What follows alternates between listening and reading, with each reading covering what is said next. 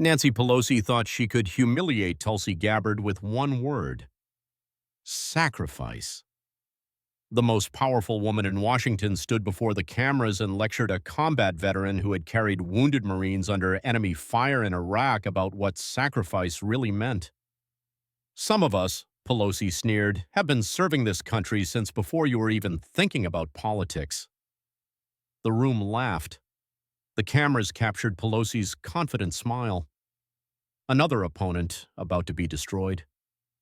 Then Tulsi opened a manila folder and pulled out a digital recorder. Let me tell you what sacrifice isn't, Madam Speaker. It isn't turning a $174,000 salary into $427 million using classified briefings. She pressed play. Pelosi's own voice filled the room, giving her husband insider information about semiconductor stocks. The laughter stopped. Pelosi's face turned white. What happened over the next 23 minutes would destroy a 40-year political dynasty, expose the largest corruption scandal in modern American history, and remind the world what happens when you challenge a soldier who swore an oath to defend the Constitution against all enemies, foreign and domestic. This is how it happened. The Hart Senate office building had never seen anything like this. Every seat in hearing room 216 was filled. Standing room only stretched to the back walls. The press gallery overflowed with international correspondents, CNN, Fox News, MSNBC, BBC, and networks from across the globe had interrupted regular programming for live coverage. This wasn't supposed to be historic. The hearing was officially titled Ethics and Transparency in Modern Government, bureaucratic language that usually guaranteed empty seats and C-SPAN coverage. But whispers had been circulating through Washington for weeks. Lieutenant Colonel Tulsi Gabbard, the current director of national intelligence, had requested to testify. She had documents, she had evidence, she had something that would shake the foundations of American politics. The folder sitting on the witness table contained something Nancy Pelosi thought was buried forever: bank records, phone transcripts, trading documents, audio recordings. 2 decades of systematic corruption documented in excruciating detail. But a soldier had been watching. And soldiers don't forget. Nancy Pelosi entered the hearing room at 3:42 p.m., 5 minutes before the scheduled start. She moved with the confidence of someone who had never lost a political battle that mattered. Her Chanel suit was perfectly tailored. Her Mikimoto pearls caught the harsh fluorescent lights. Her smile was practiced political predatory. She had come here to destroy Tulsi Gabbard, to embarrass the upstart veteran who dared challenge the Democratic establishment, to remind everyone in Washington who really held power she would leave in disgrace. Tulsi Gabbard sat quietly at the witness table, her army dress blue uniform immaculate. The silver eagles on her shoulders caught the light as she reviewed her notes one final time. Combat Infantry Badge, Expert Marksman Badge, Overseas Service Ribbon. Each decoration told a story of service Pelosi could never understand. The cameras focused on the contrast: the politician in designer clothes versus the soldier in military dress, wealth versus service, corruption versus integrity, the past versus the future of American leadership. Something unprecedented was about to happen in American politics. The most powerful room in Washington was about to witness the most devastating political destruction in modern history. Nancy Pelosi was about to learn what happened when you challenged someone who had sworn an oath to defend the Constitution against all enemies, foreign and domestic. The hearing was called to order at 3:47 p.m. exactly. Nancy Pelosi's career had exactly 23 minutes left. Chairman Reynolds gabbled the hearing to order as the room fell into expectant silence.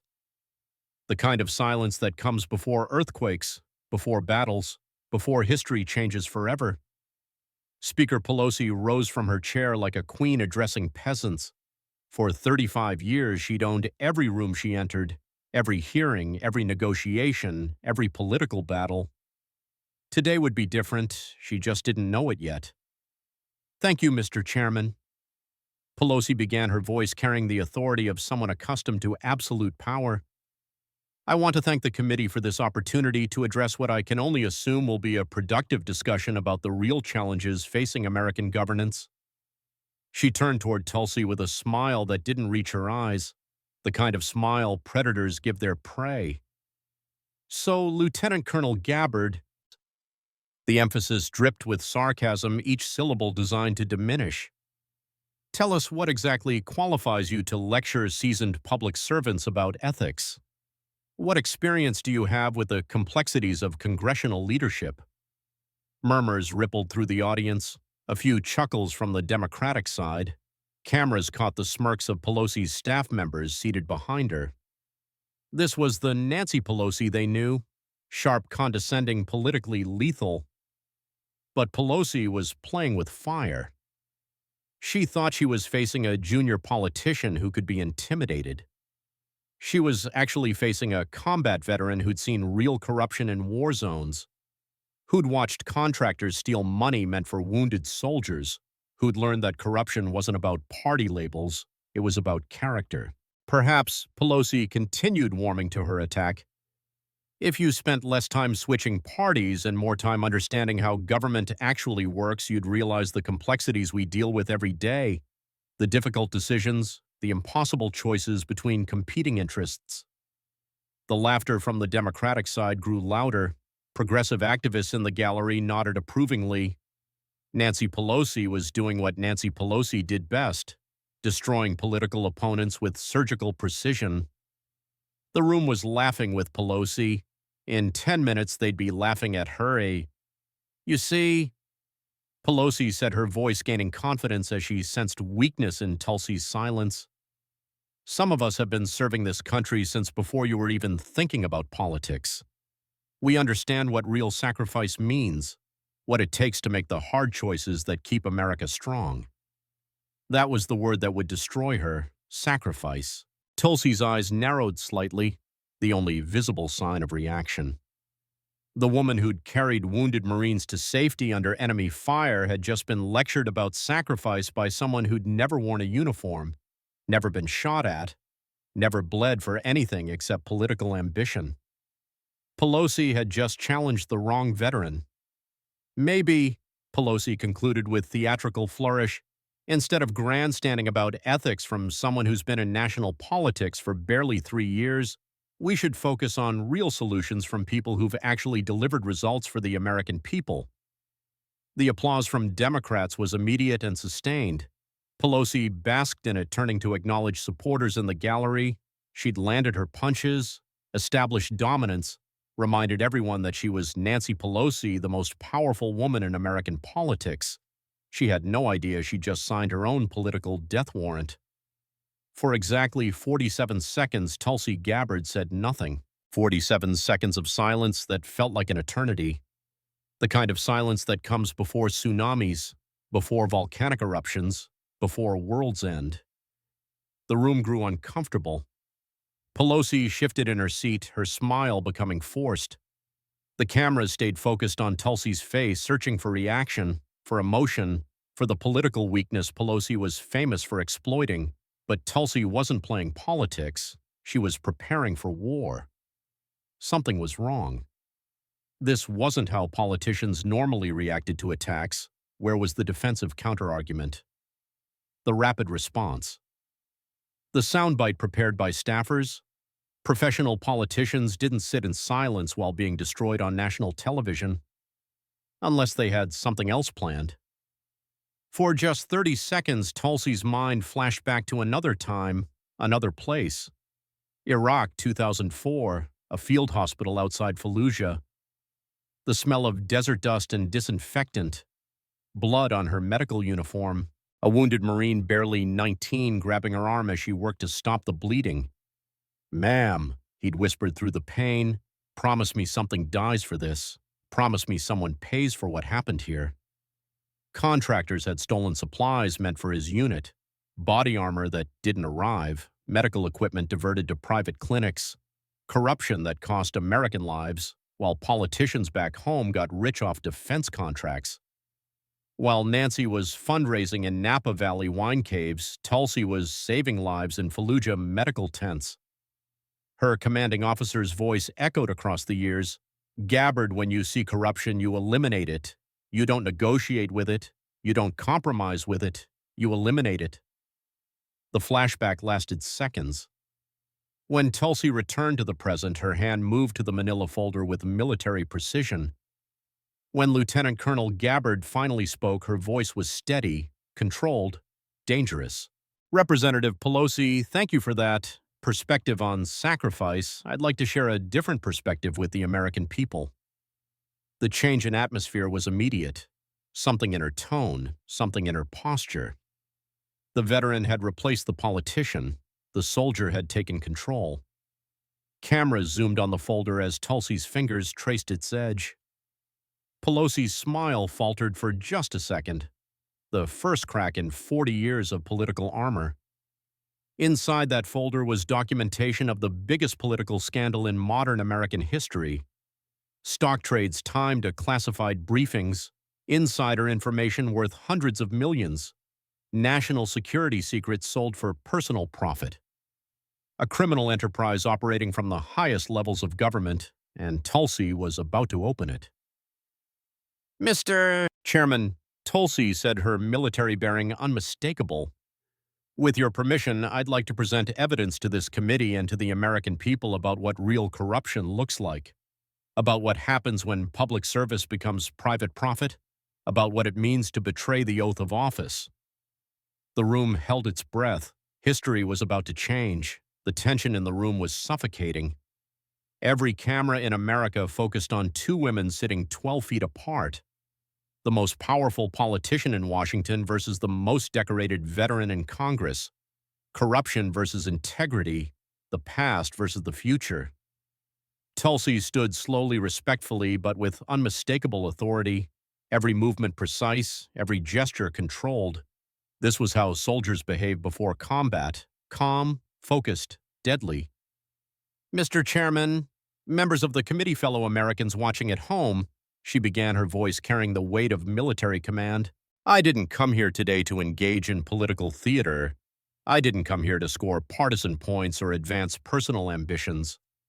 She picked up the manila folder with both hands, holding it like sacred scripture.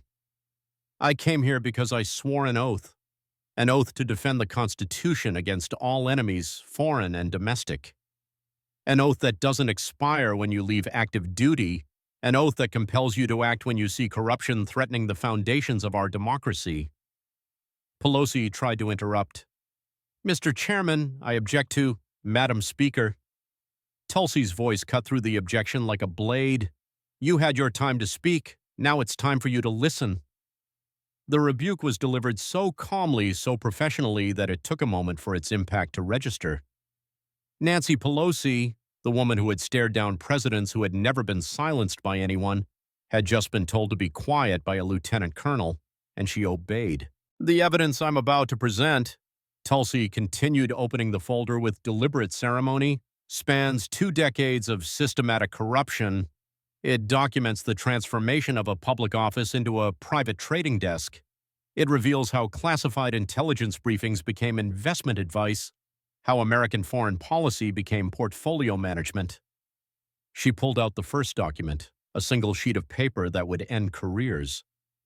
But most importantly, it shows how the oath of office was perverted into an opportunity for personal enrichment while American families suffered, while soldiers died, while democracy itself was auctioned to the highest bidder. The silence was absolute, not a cough, not a whisper, not even the sound of breathing. Representative Pelosi, Tulsi said, her eyes locking onto her target with sniper precision.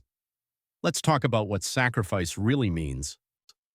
And what happened next would end careers, topple dynasties, and remind America what real leadership looks like. The most powerful woman in Washington was about to learn what happened when you picked a fight with a combat veteran who'd actually bled for her country. Nancy Pelosi's political execution was about to begin. Representative Pelosi, you mentioned sacrifice. Let me tell you about sacrifice.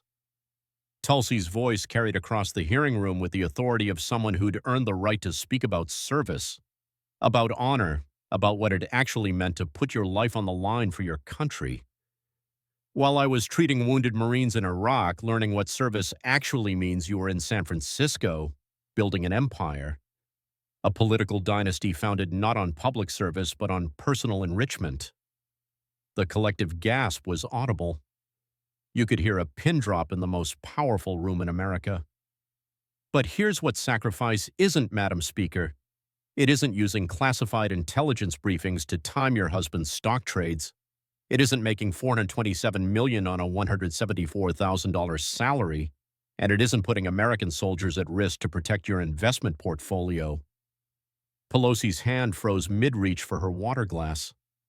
Her staff members looked at each other in panic. This wasn't political theater. This wasn't partisan grandstanding. This was a precision military strike delivered with surgical accuracy. This folder, Tulsi continued holding up the manila envelope like evidence in a criminal trial, contains documentation of systematic insider trading spanning 2 decades. But it's not just about money, Representative Pelosi. It's about national security. It's about betrayal of the highest order. And it's about time the American people knew the truth. She opened the folder with military precision, extracting the first document like a prosecutor presenting evidence to a jury. December 16, 2021. Your husband purchases between $1 million and $5 million in an NVIDIA stock. January 12, 2022. You championed the CHIPS Act in classified committee sessions armed with intelligence about Chinese semiconductor threats that wasn't available to the public. The cameras frantically zoomed between the two women.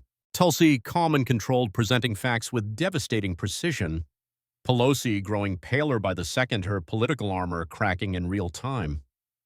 July 28, 2022, the CHIPS Act passes, providing $52 billion in taxpayer subsidies to the semiconductor industry.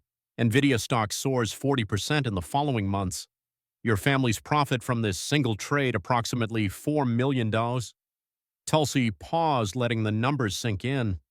$4 million in profit from a single trade executed with perfect timing based on classified information unavailable to ordinary Americans. Taxpayer money that funded your personal windfall, $52 billion. American families who could have benefited from that money instead of your portfolio, millions.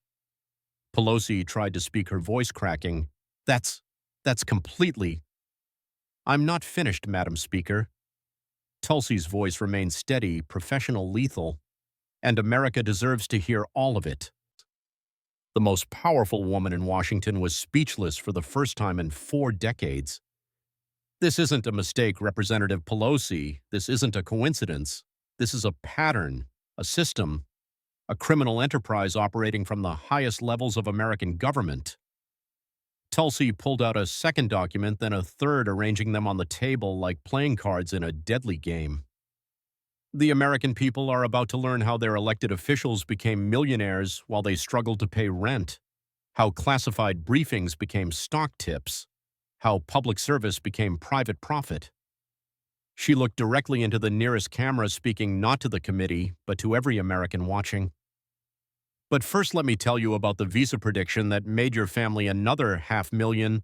While American businesses struggled with credit card fees, your policies helped protect. The political execution had begun, and Nancy Pelosi was about to discover that when you pick a fight with a combat veteran, you better be prepared for total war.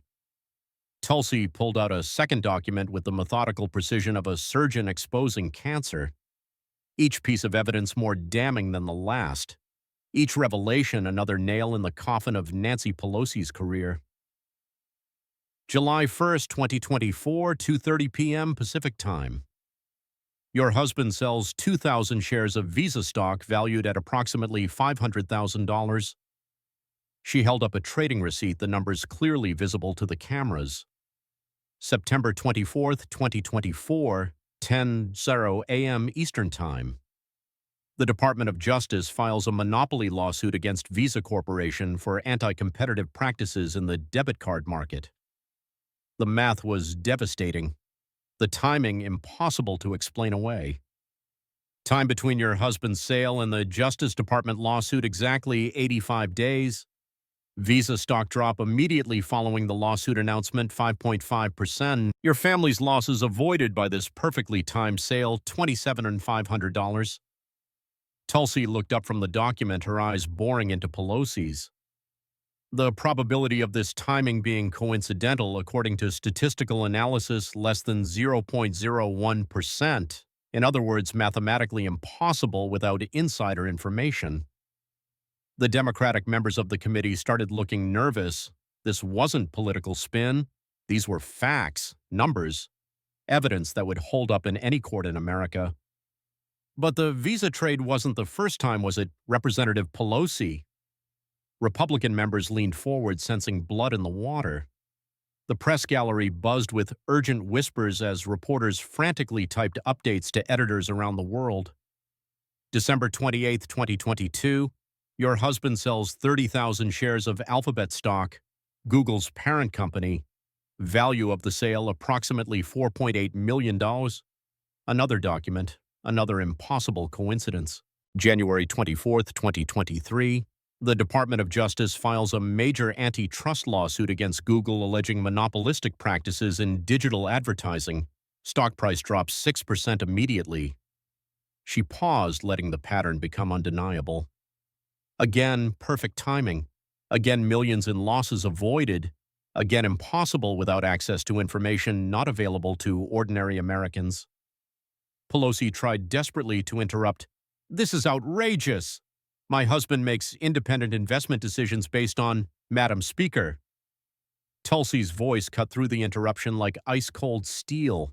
I have the floor, and America deserves to hear this.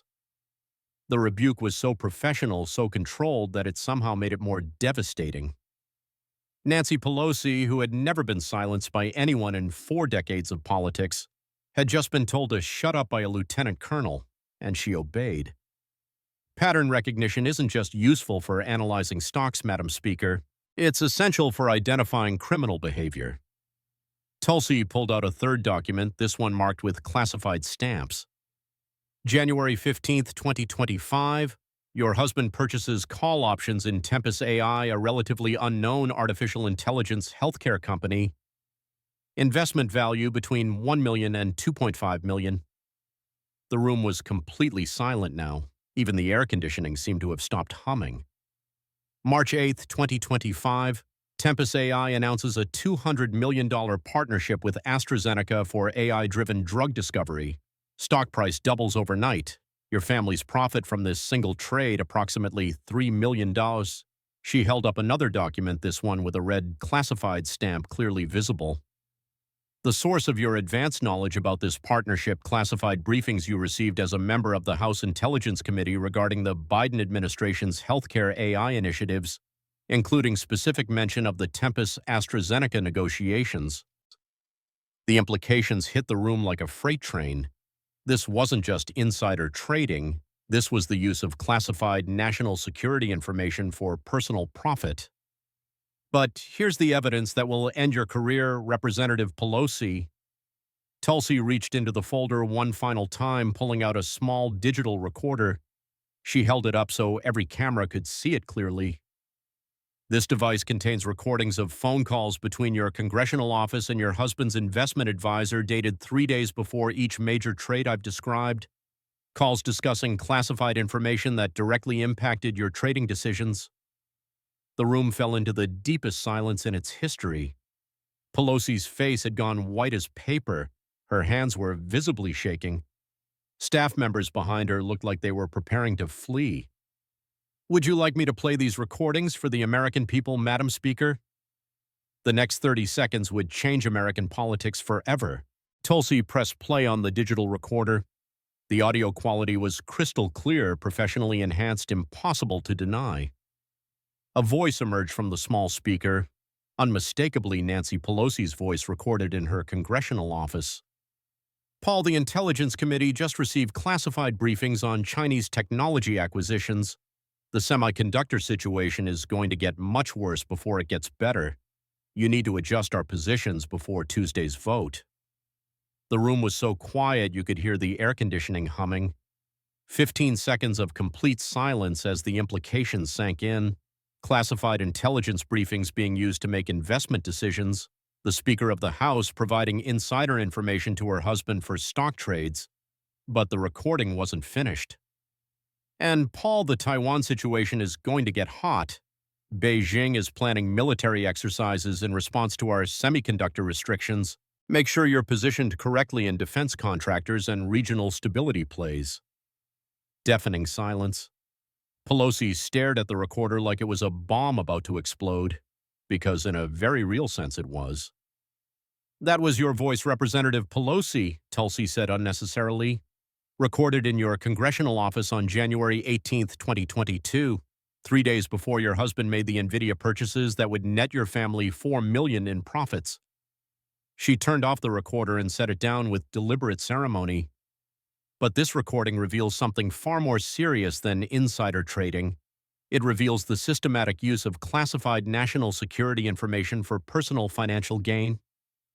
Tulsi pulled out another document, this one bearing the seal of the National Security Council. August 2, 2022, your provocative visit to Taiwan against the explicit advice of every military advisor, the Pentagon, the State Department, and President Biden himself. Every expert said the visit would escalate tensions with China and potentially trigger a military crisis. She paused, letting the memory of that dangerous moment resurface. Yet you went anyway. Why? Because your husband's portfolio was positioned to profit from exactly the type of crisis your visit would create. The military implications were staggering. The Speaker of the House had potentially triggered an international incident to protect her investment portfolio. You received classified briefings about Chinese military plans 3 weeks before your Taiwan visit. Those briefings detailed exactly how Beijing would respond to a high-level American visit. Missile tests near Taiwan, large-scale military exercises, market volatility in semiconductor and defense stocks, potential closure of Taiwan Strait shipping lanes. Each bullet point landed like artillery. The systematic nature of the planning, the cold calculation behind what appeared to be diplomatic courage. Your husband's stock positions were perfectly aligned to profit from each of these predicted responses. Defense contractors, alternative shipping companies, rare earth mineral suppliers, every position designed to benefit from the crisis you were about to trigger. Tulsi stood up, her military bearing unmistakable. "Madam Speaker, as a lieutenant colonel who swore an oath to defend this country against all enemies, foreign and domestic, I'm telling you, you didn't just commit insider trading, you committed treason." The word hung in the air like a death sentence. Treason, the most serious charge that could be leveled against any American official. You used classified intelligence about Chinese military capabilities to profit from an international crisis you deliberately triggered. You put American service members at risk, my brothers and sisters in uniform, to protect your investment portfolio. Her voice remained steady, professional, but the anger was unmistakable now. You escalated tensions between nuclear powers, brought the world closer to war, and endangered American lives for money. Pelosi's breakdown accelerated. Her hand shook uncontrollably. Staff members rushed to her side. Calls for recess were ignored by the chairman. Security personnel moved closer to the witness table. The recordings prove you knew exactly what would happen. You planned it, you positioned for it, you profited from it. Tulsi looked directly into the cameras. The American people deserve to know that their Speaker of the House was willing to risk World War III for stock market gains. The most powerful room in America had never heard such an accusation, and everyone knew it was true. Tulsi reached for one final document, this one stamped with the seal of the Congressional Ethics Office. Official, unassailable, devastating. "Let me put your investment success in perspective for the American people, Representative Pelosi." She read directly from the official financial disclosure. Your reported annual salary as a member of Congress, $174,000. Your net worth when you first entered Congress in 1987, $3 million. Your estimated net worth today, according to financial disclosures and public records, $427 million. The numbers were staggering, impossible to explain through any legitimate means. That represents a 133% increase in personal wealth over 38 years of public service. To put that in perspective, Warren Buffett, widely considered the greatest investor in human history, achieved returns of 400% over the same period. She looked up from the document, her eyes locked on Pelosi. You beat Warren Buffett's investment performance by over 600%. Either you're the greatest financial genius who ever lived, or you're a criminal who used classified information to get rich while American families suffered. The choice was stark. Genius or criminal, there was no middle ground. And genius's Representative Pelosi don't need classified intelligence briefings to pick winning stocks. Tulsi pulled out another document, this one showing the human cost of Pelosi's enrichment. While you were making millions on inside information, here's what happened to ordinary Americans. 2.2 million small businesses permanently closed during the pandemic. Middle-class families lost $13 trillion in retirement savings during market volatility. Young Americans gave up on homeownership as prices skyrocketed. Military families struggled with 9.1% inflation, while you made $47 million in trading profits that same year. Each statistic was a hammer blow. Real human suffering while Pelosi got rich. American families lost everything while you profited from their pain. You made more money in a single trading day than most Americans will earn in their entire lifetime. She stood up, her full military bearing on display. This isn't about one bad trade, Madam Speaker. This isn't about partisan politics. This is about a 2-decade criminal enterprise operating from the highest levels of American government. Her voice grew stronger, more forceful, carrying the weight of moral authority. You turned the Speaker's office into a trading desk. You turned classified briefings into investment advice. You turned American foreign policy into profit opportunities. You turned public service into a personal enrichment scheme. The accusations came like machine gun fire, each one backed by documented evidence. But here's what disgusts me most as a combat veteran who has seen soldiers die for this country. You spent 40 years wrapping yourself in the flag, claiming to serve America while serving only yourself. Tulsi's voice carried the pain of every veteran who'd watched politicians profit from their sacrifice. I've seen real service, Madam Speaker. I've held dying soldiers in my arms. I've treated Marines who gave everything for this country. I've been to military funerals where Gold Star mothers wept over flag-draped coffins. Her voice cracked slightly, the first sign of emotion she'd shown. And you got rich off their sacrifice. You profited from their pain. You turned their service into your personal stock portfolio. She looked directly into the cameras, speaking to every American watching. So here's my question for you, Representative Pelosi, and for every American watching. When did public service become a get-rich-quick scheme?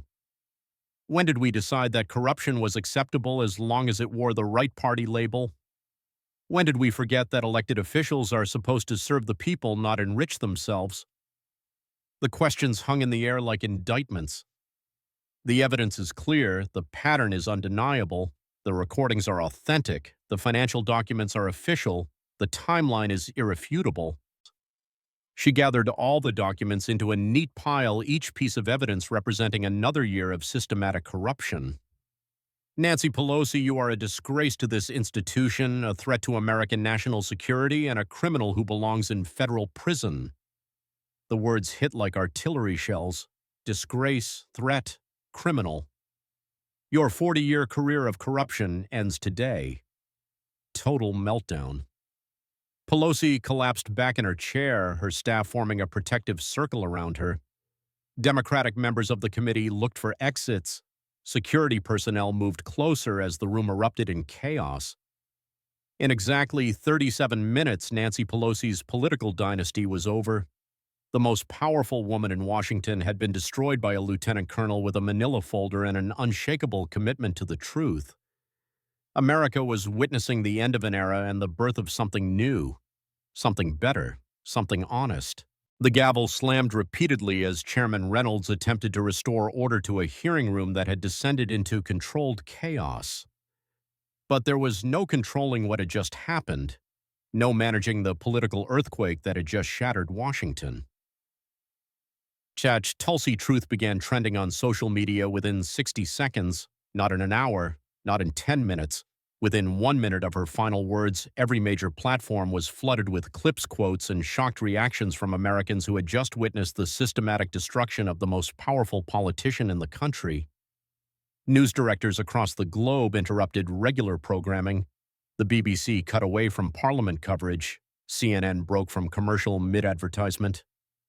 Fox News anchors sat in stunned silence as they processed what they'd just witnessed. This wasn't political theater.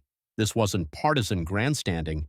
This was the documented exposure of the largest corruption scandal in modern American history. The congressional switchboard crashed within 5 minutes, not overloaded, crashed. The volume of calls from Americans demanding action was unprecedented in the institution's history. Phone lines that had handled everything from 9/11 to January 6th couldn't process the flood of outrage from citizens who had just learned their elected officials were getting rich while they struggled to survive. By 4:15 p.m., the House Ethics Committee had announced an emergency session for the following morning. By 4:30 p.m., the FBI had issued a statement confirming they were reviewing materials related to potential violations of federal law. By 4:45 p.m., the Securities and Exchange Commission announced an immediate investigation into trading patterns by members of Congress and their families. The Pentagon released a carefully worded statement that somehow managed to be both official and supportive. The Department of Defense has always maintained that military officers have a duty to report misconduct when they observe it. Lieutenant Colonel Gabbard exemplifies the highest standards of military professionalism and moral courage. The message was clear: the military stood behind their own. But perhaps most telling was what didn't happen. No Democratic leader came to Pelosi's defense. No former colleagues issued statements of support. No allied organizations rallied to her cause. The silence from those who had benefited from her power for decades was deafening, because everyone knew Tulsi was telling the truth. Captain Maria Rodriguez was in the ready room at Quantico when the hearing aired live on the base's internal network. As Tulsi presented her evidence, the room filled with Marines who had served in Iraq and Afghanistan. When she finished speaking, Rodriguez stood up and addressed her unit. That's what an officer looks like. Someone who puts mission before self. Someone who speaks truth to power regardless of the consequences. Someone who remembers that the oath doesn't expire when you take off the uniform. The video of her speech, recorded by a Lance Corporal and posted to TikTok, garnered 2.3 million views in 6 hours. It became a rallying cry for military families across America who had watched politicians profit from wars their children fought. Officer. Leadership spread through military social media like wildfire. Active duty personnel, veterans, and military families shared their own stories of integrity under pressure, of choosing duty over personal gain, of the military values that seemed to have been forgotten by the civilian leadership they'd sworn to serve. 3,000 miles away in San Francisco, Janet Chen stood in her small apartment watching the hearing on her laptop. She was 34 years old, a software engineer who had lost $50,000, her entire life savings, in the 2022 market crash. Money that was supposed to be a down payment on a house. Money that would have changed her life. She had always wondered how politicians seemed to get richer during market downturns, while ordinary Americans lost everything. Now she knew. By 6 p.m., Chen was standing outside Nancy Pelosi's San Francisco office with a handmade sign, "She traded while we lost everything." By 8 p.m., she was joined by over 200 other Bay Area residents who had lost money, lost homes, lost hope, while their representative got rich off inside information. The protest wasn't angry, it wasn't violent. It was something more powerful. It was disappointed. These were people who had believed in the system, who had played by the rules, who had trusted their elected officials to represent their interests. They had been betrayed by someone who was supposed to fight for them. Michael Thompson received the call at his small semiconductor supply company in Austin, Texas. His business partner had been watching the hearing and called immediately, "Mike, you need to see this. Everything finally makes sense." Thompson had been trying for 7 years to secure government contracts for his veteran-owned electronics firm. Despite having competitive prices, quality products, and the small business preferences he was supposed to receive, the contracts always went to larger firms with mysterious connections to congressional leadership. Now he understood why. The game was rigged from the start. Companies with the right political connections got the contracts. Companies whose executives made the right donations and hired the right lobbyists got the billion-dollar deals. Companies like his, owned by veterans who believed merit mattered, were systematically excluded from a system designed to enrich the politically connected. Thompson's story resonated across America. Small business owners, independent contractors, family farmers, and entrepreneurs who had been shut out of government opportunities while politically connected corporations got rich. They finally understood that it wasn't their fault. The system wasn't broken. It was designed this way. By midnight Eastern Time, Nancy Pelosi's political career was effectively over. Not because she had been voted out or defeated in an election, but because the evidence presented by Tulsi Gabbard was so overwhelming, so well documented, and so morally devastating that there was no path back to power. Democratic leadership held an emergency conference call at 11 p.m.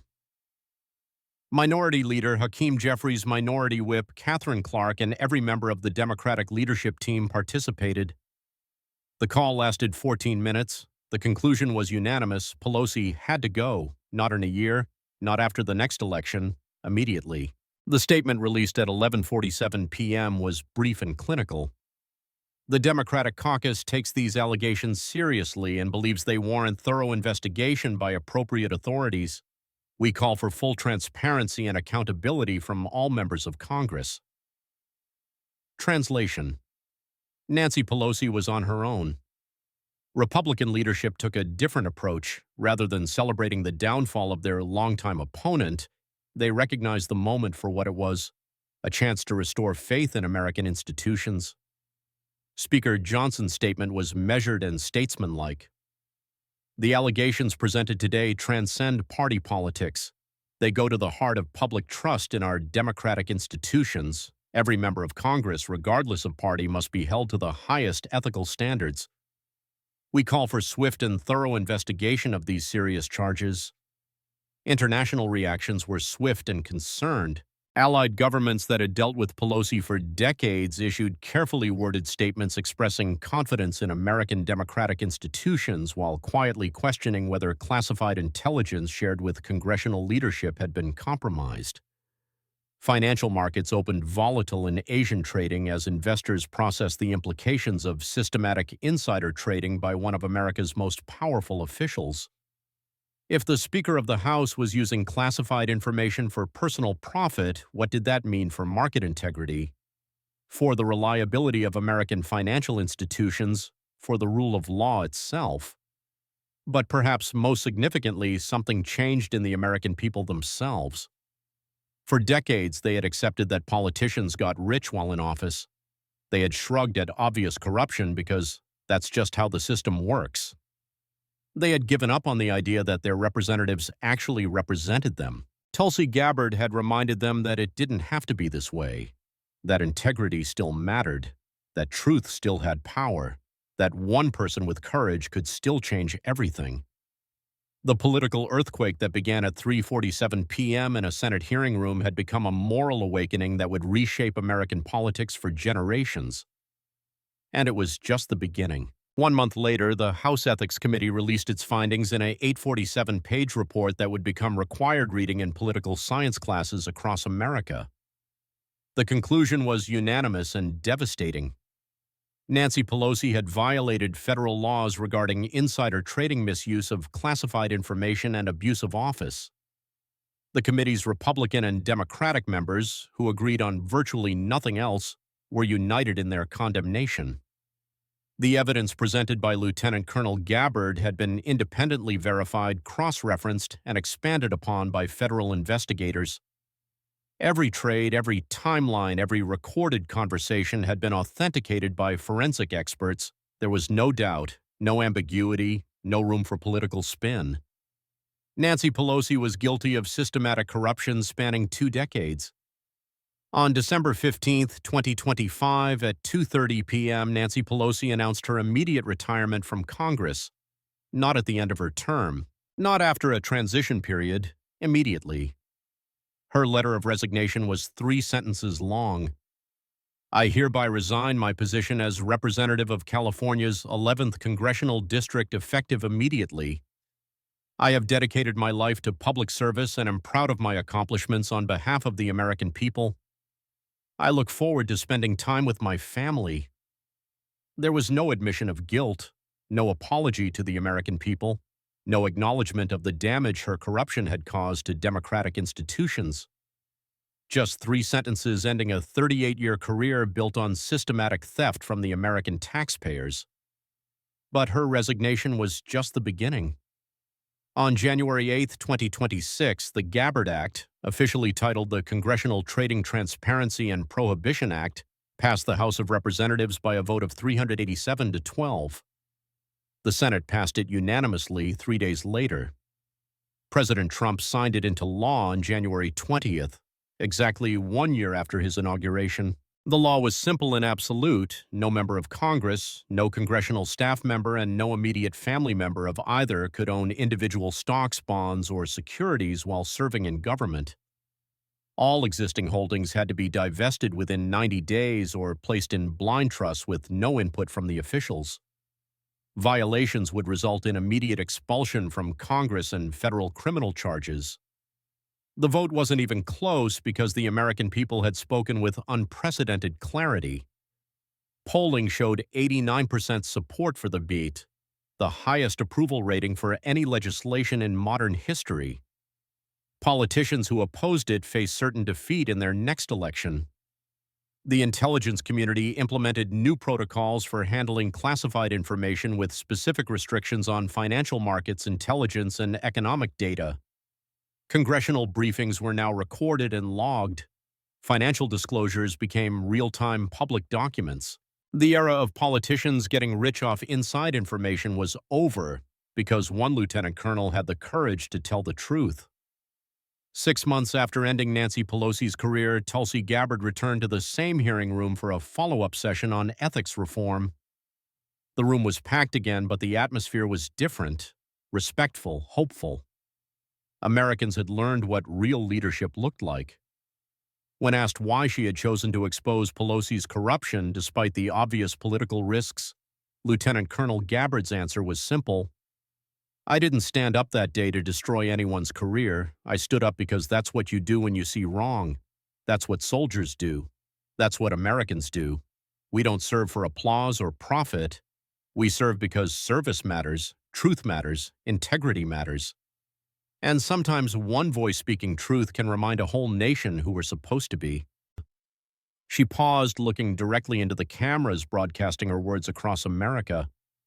I took an oath to defend the Constitution against all enemies, foreign and domestic. That oath doesn't expire when you take off the uniform. It doesn't become optional when it's politically inconvenient.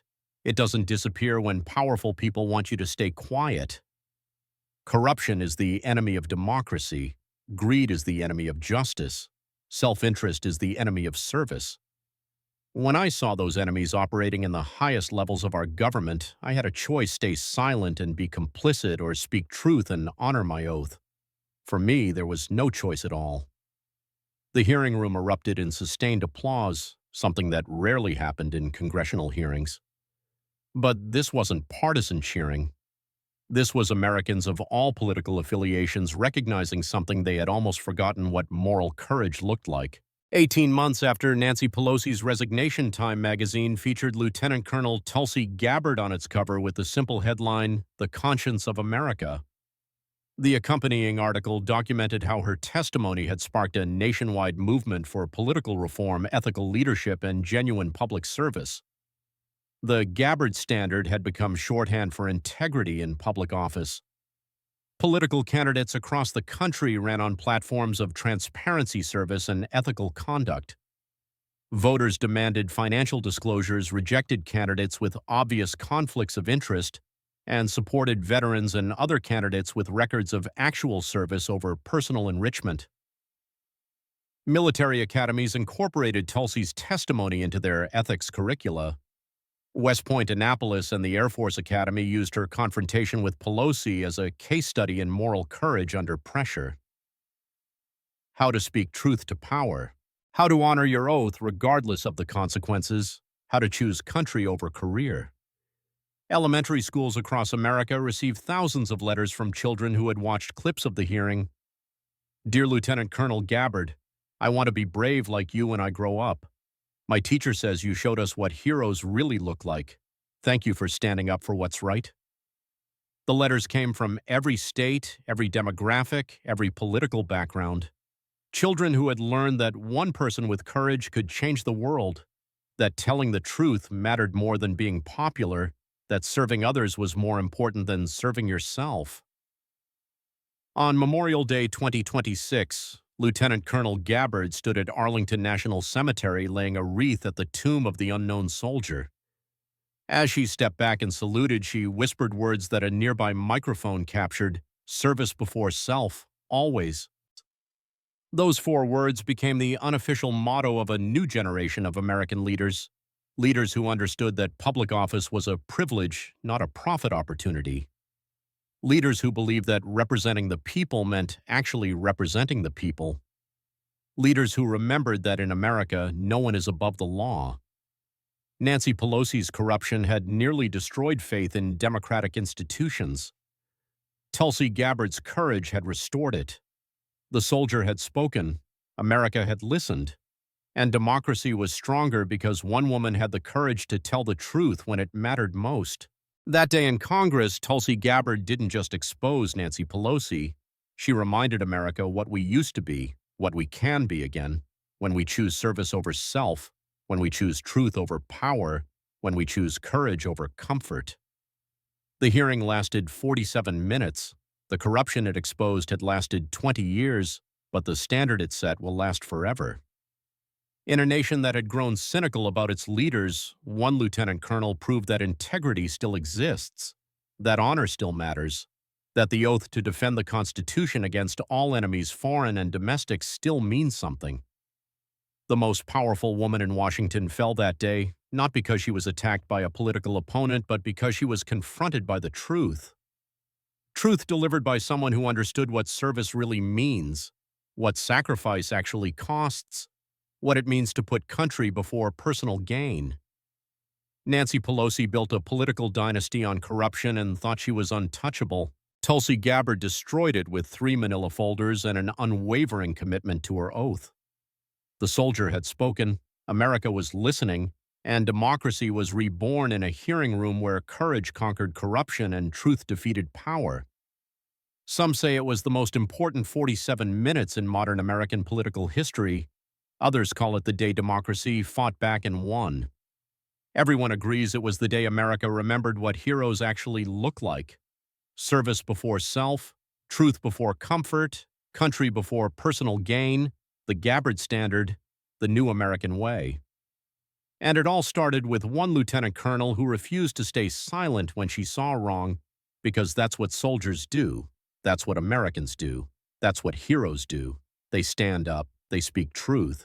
They serve something bigger than themselves, and sometimes they change the world.